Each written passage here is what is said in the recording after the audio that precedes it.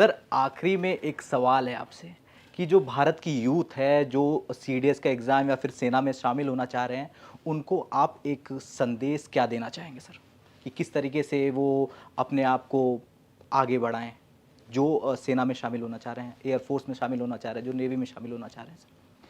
देखिए, दो चीज़ें हैं भर्ती होने के लिए, एक जवान की तरह से और एक ऑफिसर की तरह से, और दोनों ही मुश्किल है।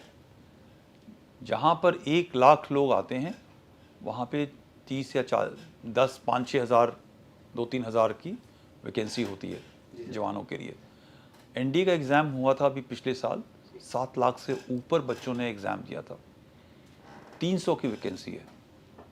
सो सबसे पहले तो ये मान के चलें कि अगर आपने एग्ज़ामिनेशन को क्रैक करना है तो आपका फोकस होना चाहिए रिटन के अंदर, पढ़ाई लिखाई के अंदर, टेक्नोलॉजी के अंदर, जनरल नॉलेज के ऊपर, जनरल साइंस के ऊपर। ये आज की जो एग्ज़ाम्स हैं उन सब चीज़ों के ऊपर फोकस करते हैं। जब तक आपके अंदर दृढ़ता और निश्चयता नहीं है इस चीज़ के लिए, तब तक आप न जवान की भर्ती हो सकते हैं और दूसरे लेवल के ऊपर न फौजी के लेवल के ऊपर। दूसरा, जब आपका नंबर आता है एसएसबी और इंटरव्यू या फिज़िकल के लिए, तो जाहिर है अगर आपके अंदर वो कॉन्फिडेंस, बातचीत करने का तरीका, आपकी आँख में आँख मिला के देखने के काबिज़ हैं, वो तब होगा जब आपके पास नॉलेज है, जब आपने रिहर्सल करी है, जब आपने प्रैक्टिस करी है, जब आपने अपनी ट्रेनिंग करी है। तभी आप जब इंटरव्यू के अंदर जाएंगे तो आप आँख से आँख देख करके काम कर सकेंगे। और आप जब तक वो ट्रेनिंग नहीं करेंगे, अपनी सेल्फ इम्प्रूवमेंट नहीं करेंगे, तब तक आपका सिलेक्शन बहुत मुश्किल है, राइट।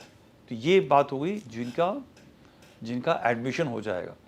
मगर जो इस रास्ते पे चलता है अपनी ट्रेनिंग के लिए और उसका नहीं भी होता है, उसको ये भी याद रखना चाहिए कि देश की सेवा वर्दी ही पहन के नहीं होती है, एक सिविल ड्रेस के अंदर भी देश की सेवा होती है।